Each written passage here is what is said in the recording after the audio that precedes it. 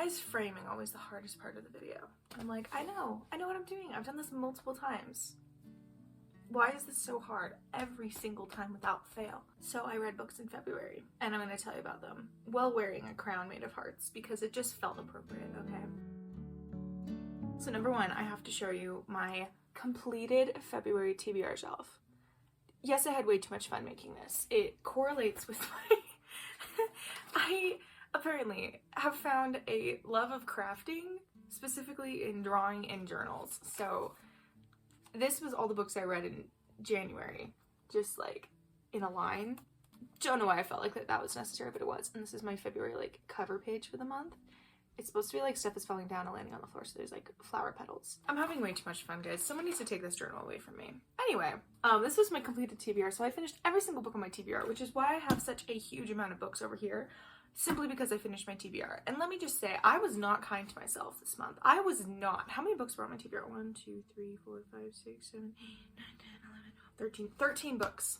I haven't had 13 books on my TBR since like last year, when I was being delusional about the fact that I was never ever going to read all of the books that I told myself I was going to read that month. But I read them all because I didn't have a gigantic fantasy book that I was reading.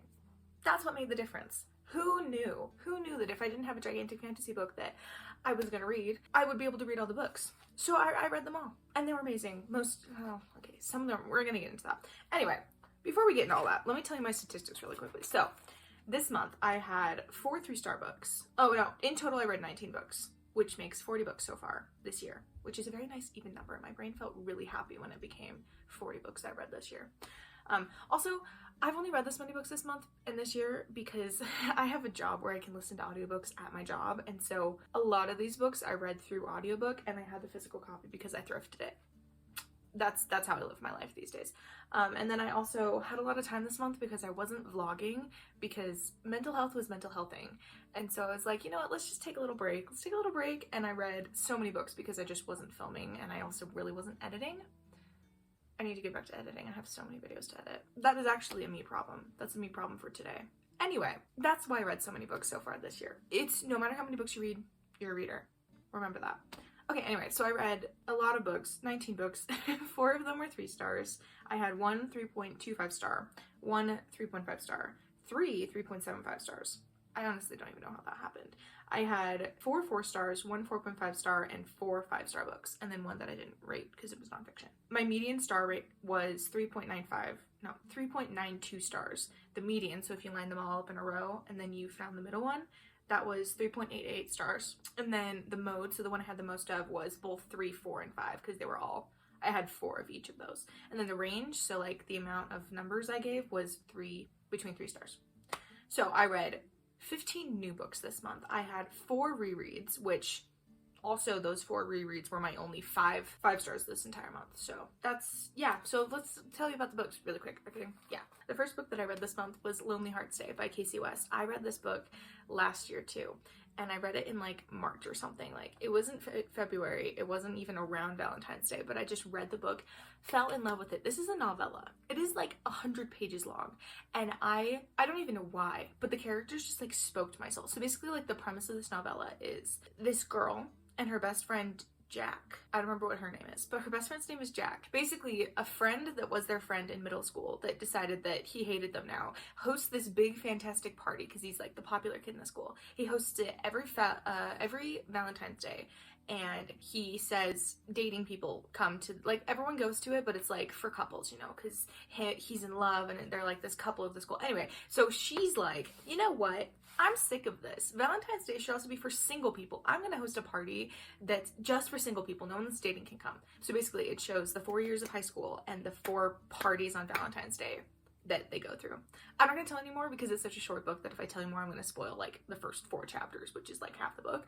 So it's a good book though. I really, really enjoy it. I don't even know why. I think just the story speaks to me so deeply because I had a best friend who was a guy in high school, and it just reminds me of what could have been. Although right now I'm in a completely happy relationship, and so I don't like look back like, oh, I wish that happened. It's just like, what if, you know, what if? But at the same time, that guy's now a jerk, so he's out of my life. I don't care anymore. Anyway, 5 stars. Love that book. Then I read The False Princess by Ellis O'Neill. I give this one 4 stars. I think, okay, so every once in a while I go through Goodreads and I follow like a list that's all like the fairy tale retellings that I haven't read before. And I go through and I'm like, I've already read this book, I've already read this, I've already read this book. I haven't read this book. Let's add it to my want to read. So I have a bunch of books on my want to read on Goodreads that are just fairy tales that I've never read before. This was one of them. And so I put it as want to read forever ago. And then I was just looking for a book to listen to because every once in a while I run out of books that I want to listen to or I'm thinking about listening to at work. And so I go through that list and I find one. So this was one that I found.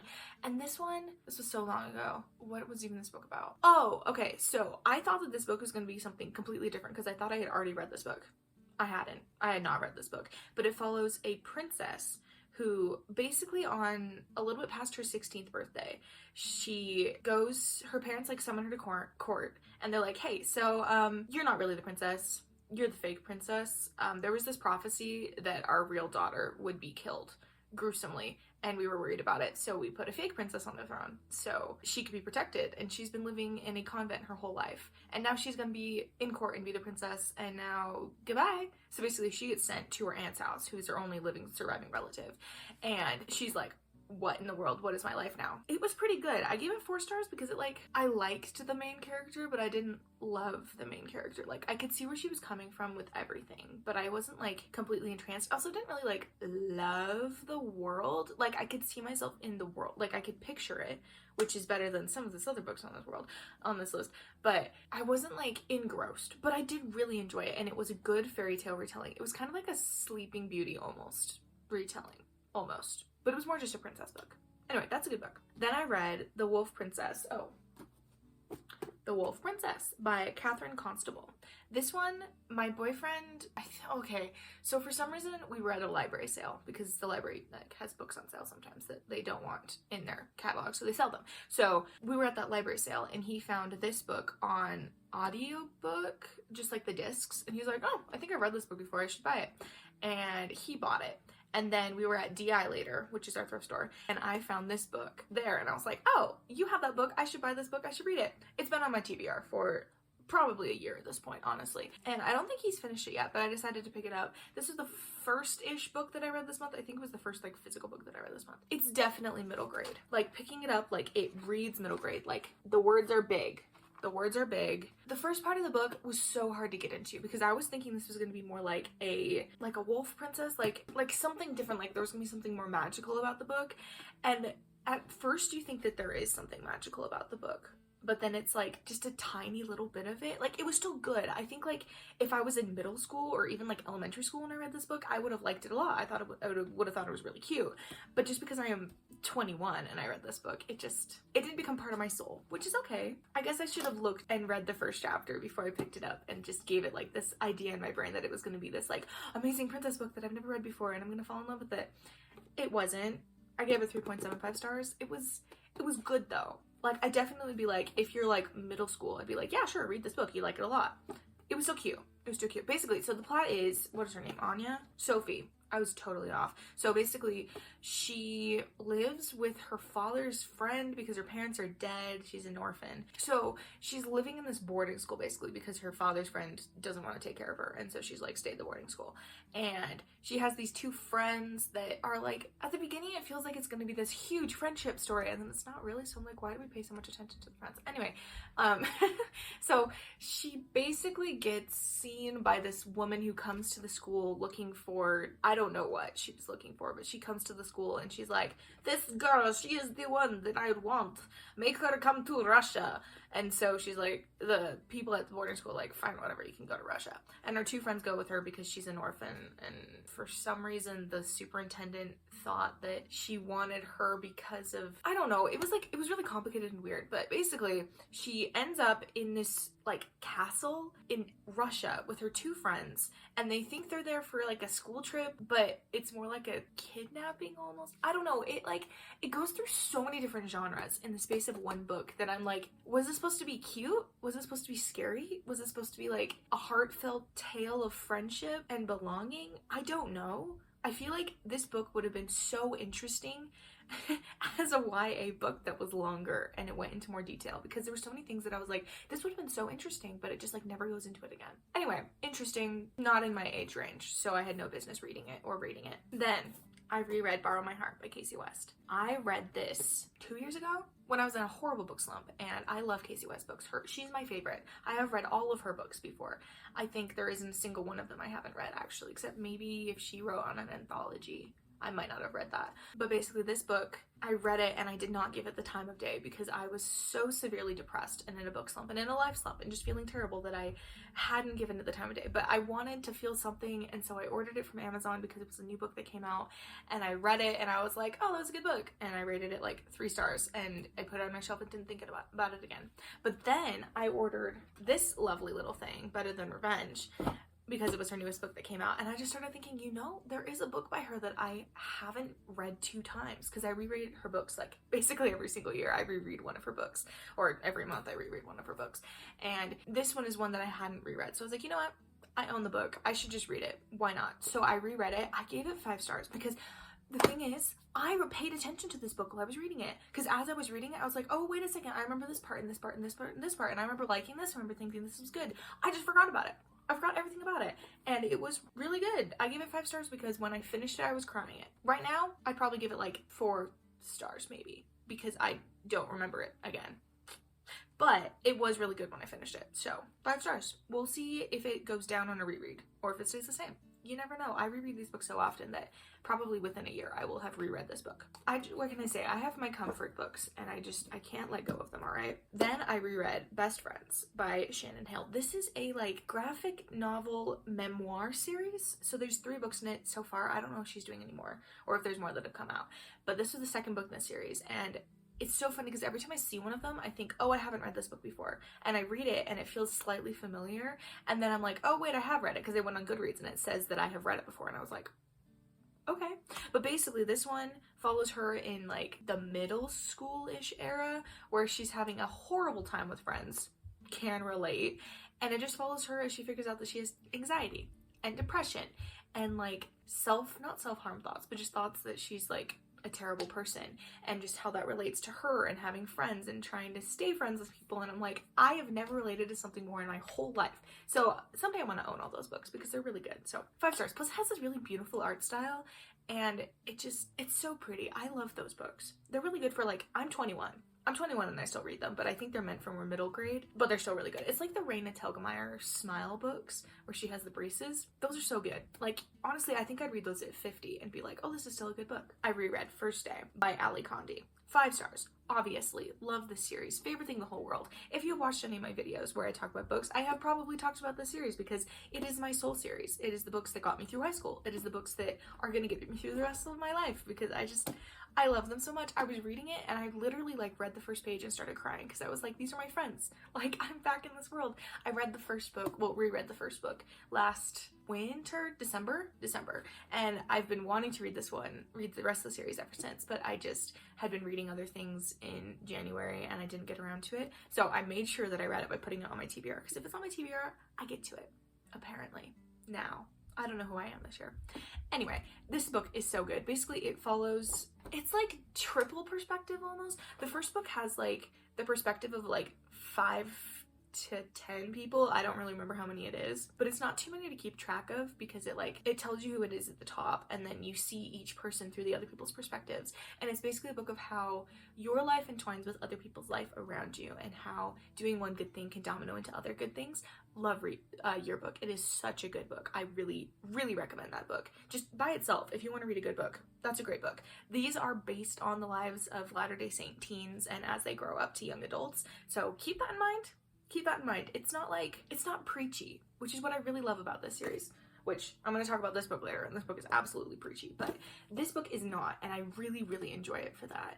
It feels so real. I was looking through the reviews of this book after I read it, and it made me so grumpy, because there were so many people who read this book thinking that it was a book about college, and it's not a book about college, it's a book about their lives as they grow up. And if you haven't really read the first book and you didn't connect with the characters a lot, this book probably won't connect with you a bunch, but it connected with me because the main character is basically me, and it definitely hit me really deep this time while reading it. Anyway, I didn't tell you a single thing about the plot of this book. Basically, Andrea, she's in college. She has her long-term... long-time boyfriend called Dave, and he's on a mission, and so he's been gone for 2 years, and she's coming back home, and she's gonna see him again, and it basically follows her as she figures out what she wants to do with her life, because she's also considering doing like a career change, because she has to do it now before she gets all the schooling, and it follows like her making friends and dealing with people. But then there's also another perspective of this guy named Joel, who's basically trying to decide where he wants to go to college,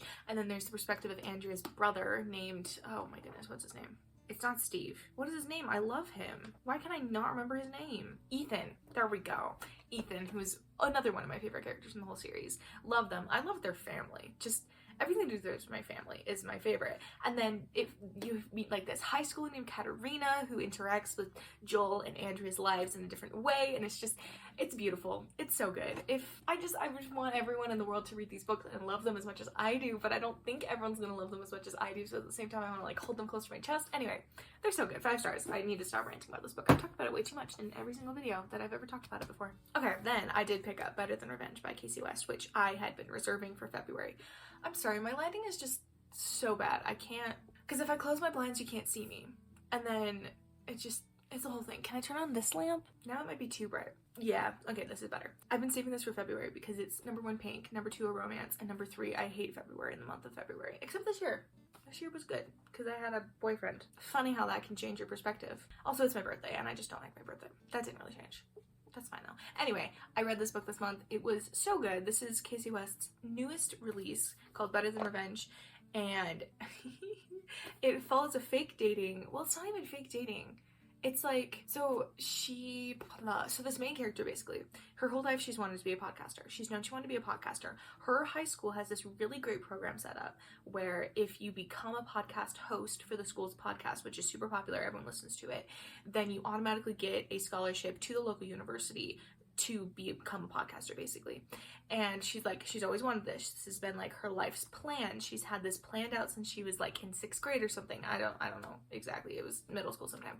And basically she's standing in line to do the auditions for the podcast host. She's a junior, and she's like, this is my chance. Like, if I don't do this, I have to do well at this. And so basically her boyfriend comes up behind her. He's this football jock. He's like super popular, and she goes in, does her interview, comes out, and she's like, I did so good. And her boyfriend's like, I think I want to do it.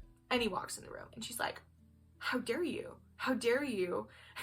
How dare you try to become a podcast host? This is my thing. And so stuff happens. I don't want to ruin more than that. There's basically on the back of the book, it ruins more than that, but I just think it's more fun to go into this as blind as possible because I did. I had no idea what was going on, and it was fun. I gave this 4.5 stars because normally they become 5 stars on the reread. So we'll reread this and decide later. Okay, I don't have the physical book for this one, but we have City of Ashes by Cassandra Clare. Okay, so I gave this one 3.5 stars. This series has a thing in it that just... there's a reason I haven't continued the series until now, because there's this one plot line. If anyone has read this, they know it. If it didn't bother you, then great. I started watching it as like this, started reading it as if I was watching like this really trashy TV show, because just everything was falling apart. The characters made these horrible choices, and I'm like, why are you doing this? Like, I can't even tell you because it's a huge spoiler for the first book, because this is like the second book in the series. But basically this book, it follows whatever happened in the first book and them figuring out more things in the world and more plot lines. Like, this book just kind of felt like a fever dream, honestly. I was listening to it on Spotify because I don't have the physical copy, and I was like, why are they making all these choices? But this one I did rate higher than City of Glass, because City of Glass, the trope that it's dancing around the whole time actually happens, and I'm like, why? Because I had to look it up. I couldn't go into this like thinking that it was real the whole time, because I'm like, there's no way that she'd actually put that in her book. And she does put it in her book. I really hope the next series is better, but I might have to take a break from this for a bit, because Cassandra Clare, why? And it's just... Anyway, both of these books have swearing. They have a lot of spiciness in them. Not sex, but really close. I can't even say this because it'll be like a spoiler warning, but it's like not good familial relationships, but in a way you're not thinking about. They're so entertaining though. That's why I gave I gave City of Ashes 3.5 stars. I gave this one 3 stars because this one has just but it was so entertaining, so I couldn't really give it lower, because I was really entertained, because I was listening to it on audiobook on Spotify, and I ran out of my Spotify listening. I was halfway through this book, and I was like, well, time to pick this one off the TBR, because I got this one at DI a while ago, and I'm like, I guess I'm gonna finish this book, and I did within like the next 2 days, because I was just so entertained, and my mom was like, "Ew, is that a good book?" And I'm like, no. And I'd been telling my boyfriend everything about it, and and he told my mom, no, it has this and this in it, and she's like, why are you reading that? And I'm like, boyfriend, don't tell my mom what I'm reading. She doesn't need to know. Anyway, just so you know, if you want to read this series, it has really, I don't know. I don't know why that's in here. I'm really hoping the rest of the series is good, because if Rachel Catherine loves this series so much, it has to get better than this. And if it doesn't within a series, I might just not read it, because I don't want to put that much effort, but it's also so entertaining. I don't know. Can you tell I'm so like, I'm this way about so many books this month, actually. Just like so confused. Anyway, this book happened. And then between those two, actually, I picked up Charlie by Jack Wayland. 3 stars. Okay, this one is a very preachy LDS rom-com. It's also this short. Going into this, I wasn't sure whether it was like a super light-hearted, happy book, or a deep, hard-hitting, she dies and all this sadness happens, but this was how their life could have been kind of a thing. It's kind of in the middle. It's kind of in the middle. But the weird thing is, Charlie is a manic pixie dream girl. I said this in my reading blog. Don't know when that's coming out, but at some point. Anyway, I'll put the description of a manic pixie dream girl up on the screen. The definition of it up on the screen, because I don't know how to describe it, but she's just such a flibberty gibbet person, and he's this like boring character. It's a definition of that trope. If you know what it is, you know what I'm talking about. Anyway, and then it also has all of this like super preachy stuff in it, which is just, I hate that in books. Drives me insane. This book was super popular in the 80s, apparently. Oh, I didn't give you the backstory. So my friend in middle school told me to read this book years ago, and I was like, okay. And then I've just been not doing it ever since, and feeling terrible that I haven't done it ever since. And so when I found the second book at the library, Sam, I was like, oh, I found this. She told me to read this a million years ago. I should read this. And so I had that on my TBR for a while until I found this one at DI also, because I was either going to get it from the library or I was going to get it from DI, and I wasn't sure what I wanted to do, but I found it at DI. Anyway, I read this in February because it's pink, and I knew it was kind of a rom-com. I don't know. Because it follows this guy who like falls in love with this girl that he shouldn't fall in love with, but then she becomes converted to the church, and then all this stuff happens, and just so many things happen that I'm like, why is this in this book? I don't understand. Like, it just made no sense. 3 stars, because like, it was entertaining. There was parts that I was like, what is going on? Like, I need to know what happens. But then there was parts where I was like, I literally hate both of these characters right now. I don't know. I don't recommend it. Read your book instead, please. Flamecaster by Cinda Williams Chima. This one I gave 4 stars.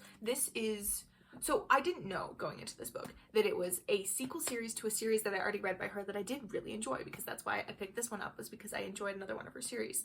I didn't realize this was the sequel series to that series, and that series did kind of let off on like a cliffhanger in the world, but it ended the characters' plots really well. But then at the start of this book, those characters die! Or one of them dies. And I'm like, and then I'm immediately like, when I figured this out, because like so many things about the world were similar, and I didn't know it was a sequel series, so I had to like look it up and figure out what was going on. And when I realized that the characters that I cared about so much in that book, like one of them dies, I was literally like, well, now I don't care. Like, I don't care that this is their children. I'm not spoiling anything, by the way. This happens literally in the first like chapter of the entire book. And it also doesn't spoil the first series, because it's fine in the first series, like nothing happens in the first series. Anyway, it made me so disconnected from the world when I figured that out, because I was like, how? But then they have this really pretty trope where like, so basically in the beginning of this book, what's his name? Hal? Yeah, Hal. He's basically the prince of the realm, but in this world, the princesses inherit, so he's like, I'm just like the spare, because he has another sister. And basically the heir, so the princess who was going to become queen, she died from their enemies who killed them, because the enemies hate them. They're in this war forever and ever and ever. He's on the street with his dad, and his dad's like, yeah, someone said that he was gonna tell me some information about what happened to her. And his son's like, Dad, this is literally a trap, like, don't do this. And his dad walks into the trap and dies, and Hal is right there next to him and he feels like it's his fault. And so he runs away because he's like, I can't handle this. He goes to this like school basically where you can learn to be a healer, because there's some magic in this world, so he's like a magic healer, and he poisons all the enemies. This is this whole thing. Anyway, so then he meets this girl, and it's this whole other side of this world, because like in the first world you discover all this interesting stuff, and as I was reading the series, because I finished the series this month, so I'm just gonna tell you all about it right now. Apparently the first series was so interesting, and as I read this series and it like told me stuff about the first series, I was like, oh yeah, I remember really liking that in the first series. That was so interesting. That was a really interesting plotline and all this stuff. And reading this, I was like, this is so much boringer than the first series. But like, it does end the world in this beautiful, wonderful way. So the last book was like, it was a good conclusion, but it was so long. So this one's 4 stars, by the way. It has swearing, innuendo. It has a lot of rather spicy stuff in it. Not quite sex, but like almost there. And then it has a ton of violence and kind of gruesome stuff in it. Just so you know. This one was 4 stars. I did enjoy it. And then we go into the second book, Shadowcaster, which is, I rated 3.75 stars because it follows 2 new characters, which I actually do really like these 2 characters. But it also starts off basically in the middle of this book, not at the end of this book. It starts in the middle of this book, and you figure out what's happening with these 2 brand new characters. You've never met them before, up until the end of this book, and then the end of, like, the stuff that happens at the end of this book, which you really want to know, happens at, like, the end of that book. So you don't even, like, get to see what happens at the end of this book in that book, because it's following a different timeline. And so you're, like, completely, like, have to care about these 2 new characters. So you're like, okay, that's fine. 3.75 stars. Kind of a little bit boring, but it's fine. Then we go to Stormcaster, which you follow 2 entirely new characters, which you've actually already kind of met in the world, but then you go back, way back in time, to where they met, and you're like, oh, okay, great, thanks. I have to go way back before any of this even happened, and then you have to figure out what happened to them, and that's the first third of the book. And these books got so long, by the way. Like, this one was like 16 hours on audiobook, and the last one was like 22 hours. It was so long to listen to. I got bored in the middle of it, like, multiple times. And then also there's like a gay relationship, which, just letting you know, like, it didn't really bother me that much. It did kind of bore me, because it's not something that really intrigues me in a book, but it was fine. So then basically all that happens, and then thankfully you do jump back into where you are at the series, and you figure out what happens after the end of Flamecaster and then the end of Shadowcaster. And then by that point I was like, okay, that's interesting. So the last like third of the book was super interesting, but the first 2/3 of the book I was like, why am I learning about this? I don't care. Is it important? Yeah, it is important, and that's the annoying thing, is that like it tells the story, but it's just like, it was boring to me, apparently. And then long time later, I read some more books in between these because I was getting bored of listening to this audiobook. We have Deathcaster by Cinda Williams-Chima. This one I gave 3.75 stars because it did end it so well. It did end it so well, but it just was so boring to get there. Anyway, I really recommend the first series. Don't remember what that's called anymore, but that was really good. Her writing style is good. Like, I am interested in what's happening to the characters. I was just bored as to the world, because the world building just felt so much more bland than the first series felt for some reason. And as I say all of it, I did kind of enjoy the first, like, 2 books of the series, but the rest of it was like, but the end of the last one was good. Anyway, it's kind of like a 3.5 star series for me, and all of them have swearing, a lot of slightly spicy stuff where it like implies that they have sex but doesn't like really tell you that they have sex, but it's like kind of spicy before that. Anyway, just so you know, and then lots of violence. Then I read An Inconvenient Romance by Shallon Linton. This book was good, but it was weird because okay, I rated this one 3 stars. So it was like they loved each other back in childhood, and now they're enemies, and then they have to go back to lovers. But the problem with this is, you know that they have chemistry within the first chapter, and so you can tell that the author is literally throwing things in their path to keep them apart, because they would be together if it was between the 2 of them. They'd be like, yeah, sure, we're together. Yeah, that's great. There's none of that like longing, really, because you know that they like each other the whole time. There's no like, does he like her, does he not, does he like her, does he not? No, you know that they like each other the whole time. So it's like, it never like gets tense, except that there's this one character like blackmailing the main character, and that's why they can't be together. But then at the same time, when I tell you that, that's not even the whole plot. There's like 50 gajillion things thrown in between these characters. So it was like, it was interesting. I wouldn't recommend it. It's not like my favorite book I've ever read, and I also didn't love the writing style. I don't know, 3 stars, because it was okay. It just wasn't great. I read it. I finally read Magnolia Parks by Jessa Hastings. When I tell you that I was bawling my eyes out at the end of this book, I was bawling my eyes out at the end of this book. It was in the middle of the night. middle of the night, and I was like, I need to call my boyfriend. I need to call my boyfriend. I need to have some nice, solid, good emotional connection that's not this horribleness that's in this book. Okay, if y'all don't know, guys, this is not a cute rom-com. This is not a cute rom-com. This is a very, very toxic relationship that is, you only care about it because it's written so beautifully that you feel like you are entwined with these characters' souls, and you feel like you're entwined with their entwining and their invisible strings that are not so invisible that keep them together. It just... Also, the amount of swearing in this book is off the charts. That's just one page. I could flip to any page in this book, basically, and it would have swearing in it. I used up the rest of my old whiteout, and I bought a new one for this book, and I think I'm halfway through that new one. Do I want to complete the series, though? Absolutely. But it just hurts so badly to read this book that I don't think I could process reading the rest of this series, because it was so painful. I can't even, like, really tell you. Basically, Magnolia Parks is this English socialite. She's like super rich, super like fancy person. She has like this really rich father. She has this group of friends, and they're all like super rich, and they do drugs and alcohol, and they have sex with like so many people, and they swear, and they're so toxic to each other, but they're still friends, and they still care about each other so deeply. BJ was her boyfriend that she was in love with forever and ever and ever until he cheated on her. And then she broke up with him, but now they don't know how to live without each other, and so they're just friends. It follows them basically as they try to get back together in this book. And the ending is a horrible cliffhanger. And I know that I have to read Daisy Hates next, but I just want to know what happens with them. And anyway, don't recommend this book. I gave it 4 stars because I couldn't give it 5 stars because it hurt me so badly.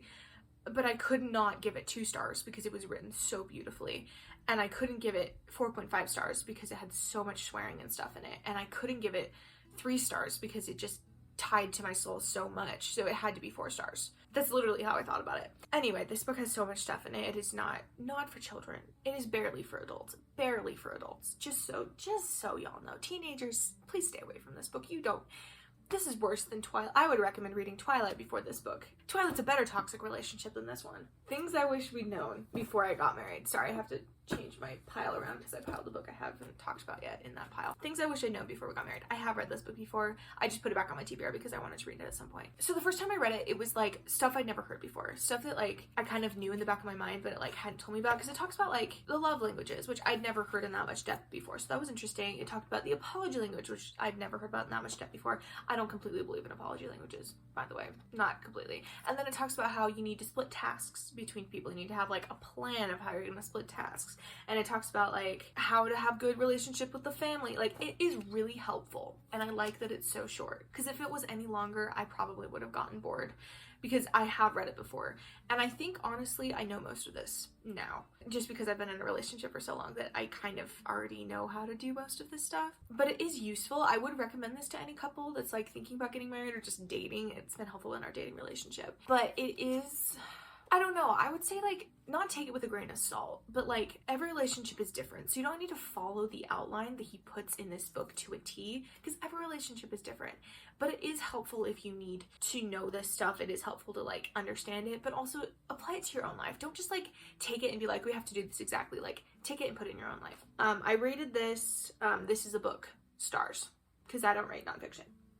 Then I read Lemon Tart by Josie S. Kilpack. This one I rated 3.25 stars because I am not a thriller girly. Like, I knew this was a thriller, because it literally says a sweet tooth culinary murder mystery. But I didn't realize the main character was a like 56-year-old woman.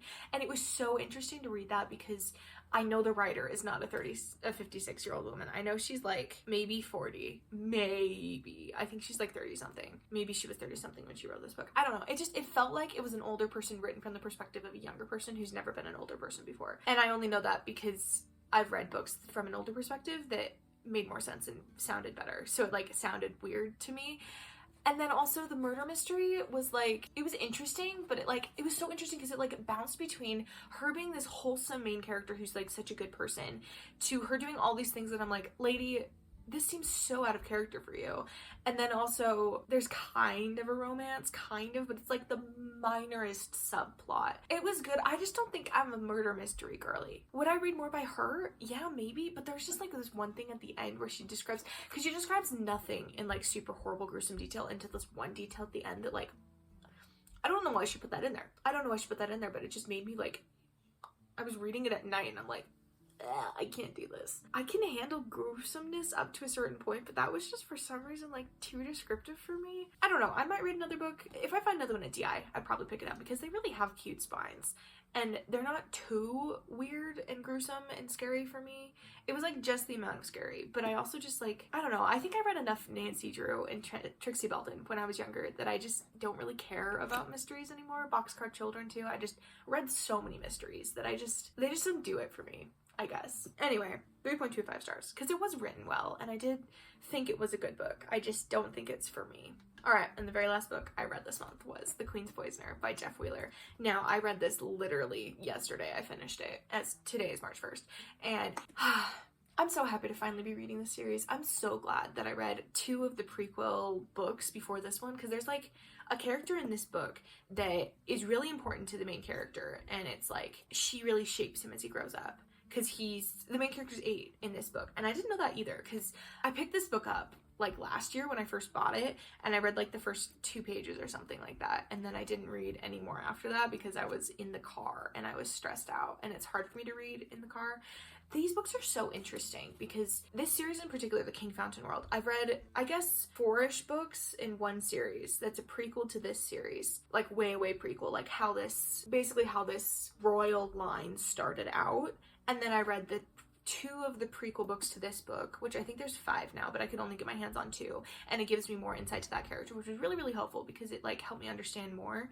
And then this book itself is so interesting because they start out feeling so unapproachable because they have all these names and it has all this stuff and this backstory that you don't know about, and you think, do I need to know this? Like, I don't know this yet. And then when I got like halfway through the book, I was like, wait a second, this is flying for me. Like, I know what's going on. I understand the names. I understand the characters. I understand all this stuff, and it's making sense. I rated this one 4 stars, mainly because it feels like a prequel to a huge series. Like, I know this is the first book, but it feels like it reads more like a prequel because the next book is like a 7-year time jump to where he's like 15, I think, because he's 8 in this book. So 7, 8, 9, 10, 11, 12, 13, 14. Yeah, 14, 15. He'll be in the next book. I really like how it sets up like the friendship between the 2 little kids, and it shows how, I think her name is Anna Carette, how she helps him so much, and it was a really good book. I did really enjoy it, but I wasn't like tied to the character as much as I was in like another series of his. But when I get to the end of these series, I always feel like they're my best friends. So I'm really excited to keep reading. But 4 stars because I love his writing, and I love his writing in this world, even though it does feel a little bit more unapproachable than like the Hagenheim series, which I love the Hagenheim series. That's my favorite series of his. I need to do a reread eventually, but I am really excited to keep reading this book because now I have all of them. I can just read them all. So excited. All right, and those were all the 19 books I read this month. Sorry that this is so long. Apparently I have a lot of opinions about these books this month, but I had a ton of fun reading, and I'm so excited to read more this month. But I need to show y'all how many books I read because the stack is ridiculous, guys. Okay, let's see if I can even like turn this around. I had this like sitting over on my shelf over there, and I just saw it like slowly grow over the month, and I'm like, surely this can't get any taller, and it just kept getting taller. This is crazy. Most of the books I read this month were physical books, which is cool. I think I listened to Flamecaster as an audiobook, but I think, yeah, like I read this one physical too. I think most of them, I read them as the physical copy, which is pretty cool. It's been a while since I've read so many physical books. But anyway, this is everything I read in February. I'm excited to see what I pick up to read in March, and whatever my TBR die chooses for me. That's gonna be really fun. I need to go film that video because I need to get out the door right now because we're gonna go swimming later today with my boyfriend, so I'm excited about that. Anyway, these are all the books I read this month. I'll see you next month with whatever books I read that month, and then also if you want to watch my February TBR, because I just barely posted that. That's out right now. Anyway, love y'all. Goodbye.